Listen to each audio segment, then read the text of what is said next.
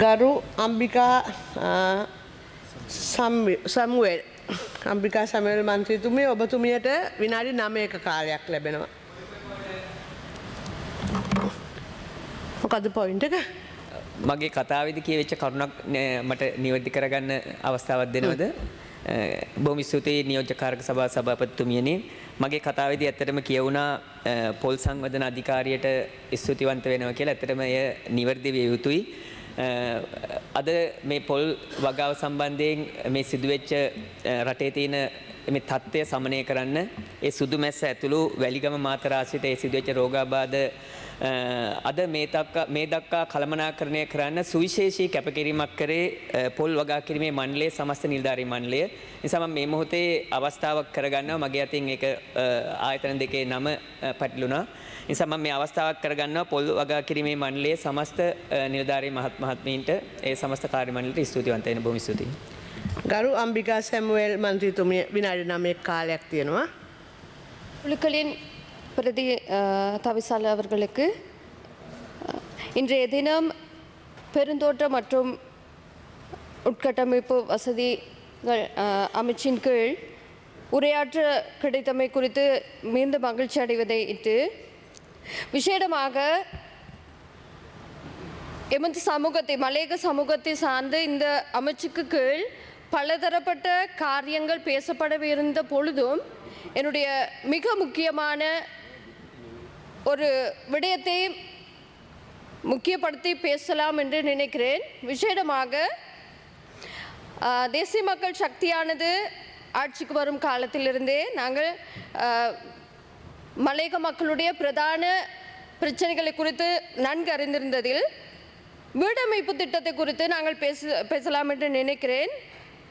இன்று பேசின எதிர்க்கட்சியின் பாராளுமன்ற உறுப்பினர்களும் அநேகர் சுட்டிக்காட்டின விடயம் இந்திய உதவியில்தானே மலையக மக்களுக்கான வீடமைப்பு திட்டங்கள் வரப்போகிறது என்று பேசிக்கொண்டிருந்தார்கள். ஆனால் அதற்கு முன்பதாக மக்கள் வாழ்கின்ற வீடமைப்பு வீடுகளை குறித்து பார்ப்போம் என்று சொன்னால் மிகவும் பழமை வாய்ந்த சூரிய ஒளி கூட உட்பிரவேசிக்க முடியாத காற்றோட்டமற்ற பல உப குடும்பங்கள் உள்ள வீடுகளில் தான் வசித்து கொண்டிருக்கிறார்கள். அந்த மக்களுடைய பல பிரச்சனைகளுக்கு அந்த குடும்பம் என்ற சூழல் அவர்கள் வசிக்கின்ற வீடு என்பது மிகவும் தாக்கத்தை உட்படுத்துவதை நாங்கள் காணலாம்.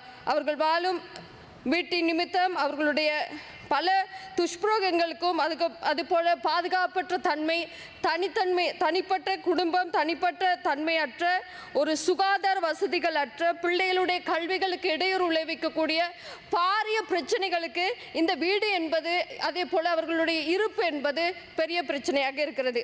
அதற்கு தீர்வாக மிகவும் நன்றி தெரிவிக்க வேண்டியது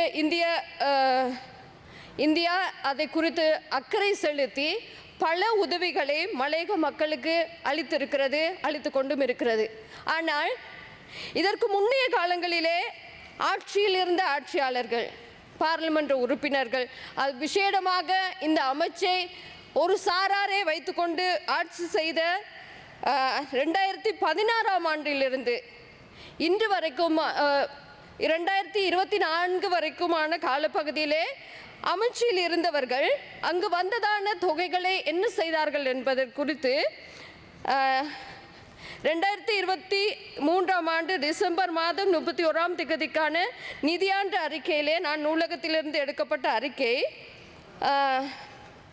2023ஆம் ஆண்டின் செல் நடவடிக்கை திட்டத்தின் மூலம் இனங்கண்டிருந்த வீடமைப்பு நிகழ்ச்சி திட்டத்தின் அலுவலர்கள் செயல்பாடுதல் மற்றும் பரிசோதனை அலுவல்கள் குறித்து 2 மில்லியன் ரூபாய் ஒதுக்கப்பட்டு அந்த செயற்பாடுகள் அவ்வப்போது அப்படியே நிறுத்தப்பட்டிருக்கிறது. அதையும் தாண்டி இந்த இடங்களில் எடுத்துக்கொள்ளும் போனால் எதிர்பார்த்த செயற்பாடுகள் தடைப்பட்டதும் அதே போல் தாமதமாக்கப்பட்ட செயற்திட்டங்களாகவே காணப்பட்டுங்க. பெருந்தோட்ட மனித அபிவிருத்தி நம்பிக்கை பொறுப்பு மற்றும் உரிய சங்க அமைப்பின் எடுத்துக்கொண்டால் 2016, 17, 18, 19, 20 மற்றும் 21 ஆகிய ஆண்டுகளில் ஆரம்பிக்கப்பட்டிருந்த 62 வீடமைப்பு செயற்திட்டங்கள் 2023 டிசம்பர் 31 தேதி அளவில் பூர்த்தி செய்யப்பட்டு இருக்கவில்லை. எனினும் அந்த செயற்பாட்டிற்காக ஒப்பந்தக்காரர்களுக்கு செலுத்துவதற்கு ரூபாய் 846 மில்லியன் ரூபாய் தொகை மற்றும் மேற்பார்வை செய்வதற்கான முகாமை அலுவலகம் மேற்கொள்வதற்கு ரூபாய் 51 மில்லியன் ரூபாய் தொகை பெருந்தோட்ட மனித அபிவிருத்தி நம்பிக்கை பொறுப்பிற்கு அமைச்சினால் செலுத்தப்பட்டிருந்தது. இதை நான் சபையில் இன்னும் இதை போல பல தகவல்கள் இருக்கிறது. இந்த இந்திய உதவியினூடாக வீடமைப்பு திட்டம் என்பது வந்தது உண்மை. ஆனால் அந்த வீடுகள் இன்று வரைக்கும் அரைக்குறை வீடுகளாக சம்பூர்ணமாக மக்கள் மயப்படுத்துவதற்கு மக்களுக்கு எல்லா விதமான வசதி வாய்ப்புகளையும் பெற்றுக் கொடுத்து சம்பூர்ணமாக செய்யப்பட்டு ஒரு வீடாக மக்கள் மத்தியில் சென்றடையவில்லை. மலையக மக்களை சென்றடையவில்லை. அதில் இன்னும் உட்கட்டமைப்பு சில இடங்களிலே வீடுகள் அமைத்திருக்கிறார்கள். அங்கு உட்கட்டமைப்பு வசதி என்பதே இல்லை, பாதைகள் இல்லை, நீர் இல்லை. இவ்வாறான பல குறைபாடுகளுடைய திட்டங்களாகவே காணப்படுகிறது. ஆனால் இம்முறை தேசிய மக்கள் சக்தியானது வரவு செல்வ திட்டத்தை நாங்கள் பார்க்கும்போது இந்திய உதவியோடு கூட எல்லா விதமான உட்கட்டமைப்பு வசதிகளையும் கொண்ட 10 பேச்சஸ் காணிகளை கொண்ட அதே போல காணி உரிமை பத்திரத்தை உடைய ஒரு வீட்டமைப்பு திட்டத்தையே ஆரம்பிக்கின்றது.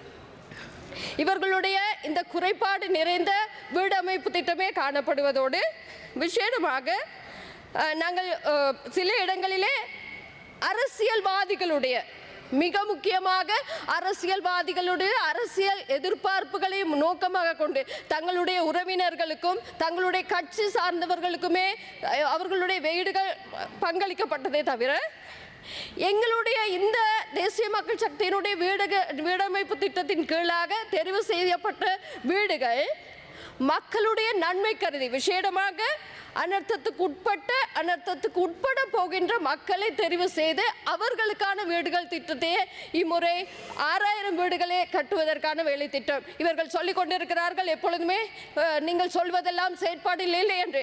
நாளை காலை 9:30 மணி அளவிலே கபரகளிலே அடிக்கல் நாட்டப்படுகிறது. அந்த 50 வீடுகளை கொண்ட மக்களுக்கு 50 குடும்பங்கள் இன்று வரைக்கும் 2 வருடங்களாக தொழிற்சாலைகளிலே அகதிகளாக காணப்பட்ட மக்களுக்கு இந்த அரசாங்கம் ஒன்று வரைக்கும் இவ்வளவு இருந்த எங்களுடைய அரசாங்கமானது நாளை காலை 9:30 மணி அளவிலே செய்யப்படுகிறது. நாங்கள் நடைமுறையில் இருக்கிறோம், செயல்பட்டு கொண்டிருக்கிறோம். அதே போல விசேடமாக அதே போல இவர்கள் சொன்னார்கள் இந்திய உதவியினூடாக வீடுகள் செய்திருக்கிறார்கள் என்று. அதிலே 1300 வீடுகள் கட்டி இன்னும் தற்காலிகமாக சம்பூர்ணமாக்கப்படாத அந்த வீடுகளுடைய பொறுப்பும் எங்கள் தலையில் இருக்கிறது. அதெல்லாம் சேர்த்துதான் 6000 வீடுகள். அதே போல கிளீன் ஸ்ரீலங்காவிலே சொல்லுவார்கள் நாங்கள் லயன்களை 75 லயன்கள் 1000க்கும் மேற்பட்ட மக்களுடைய பங்காளிகளாக பயன்பெற போகிறார்கள். லயன்களை சுத்திகரிப்பதற்கு தகரங்கள் என்பதை மாற்றி அவர்களுக்கு சொல்லலாம், என்ன நீங்கள் லயத்திலே வாழ வைக்க போகிறீர்கள் என்று. வாழும் வரைக்கும் சரியான அவர்களுக்கு தனிப்பட்ட வீடுகளை கொடுக்கும் வரைக்கும் அவர்களுக்கான 2 நிமிடங்கள் தாருங்கள் தவிசாளரே. அவர்களுக்கு அது வாழும் வரைக்கும் அவர்களுக்கான சிறந்த ஒரு வீடை பெற்றுக் கொடுக்க வேண்டிய பொறுப்பு மலையக அரசியல்வாதிகளாக எங்களுக்கு இருக்கிறது. அதே போல பிரஜாசக்தி நிலையங்கள் என்று சொல்லப்படுகின்ற சில நிலையங்கள் இன்றும் பராமரிக்கப்படாத நிலையங்களாக அவற்றில் இளைஞ யுவதிகளுக்கு நன்கு வேலை வாய்ப்பு கொடுக்க வேண்டிய இடங்கள் இலங்கை வேலை வாய்ப்புகள் கொடுக்கப்பட வேண்டிய இடங்கள் இன்று வரைக்கும் மூடப்பட்டிருக்கிறது, நிர்வகிக்கப்படாத இடங்களாக இருக்கிறது. இன்று பார்லிமெண்டத்தில் உறுப்பினர் ஒருவர் கூறினார் இளைஞ யுவதிகள் கொழும்புக்கு போகிறார்களாம். அந்த நிலை மாற்றுவதற்காகவே இளைஞ யுவதிகள் எங்களுடைய மலையக இளைஞ யுவதிகளுக்கான வேலை வாய்ப்பு நன்றி அவர்களுக்கு பெற்றுக் கொடுப்பதற்கு 2450 ரூபாய் ஒதுக்கீடு அவர்களுக்கு பயிற்சிகளை அளித்து நல்ல முறையிலே அவர்களுடைய வாழ்வாதாரத்தை கூட்டுவதற்கான நடவடிக்கை எடுக்கப்பட்டிருக்கிறது. அதே போல் இன்னும் பல காரியங்கள் இருந்தாலும் நேரம் போதாமையினால் என்னுடைய உரையை நிறுத்திக் கொள்கிறேன். நன்றி.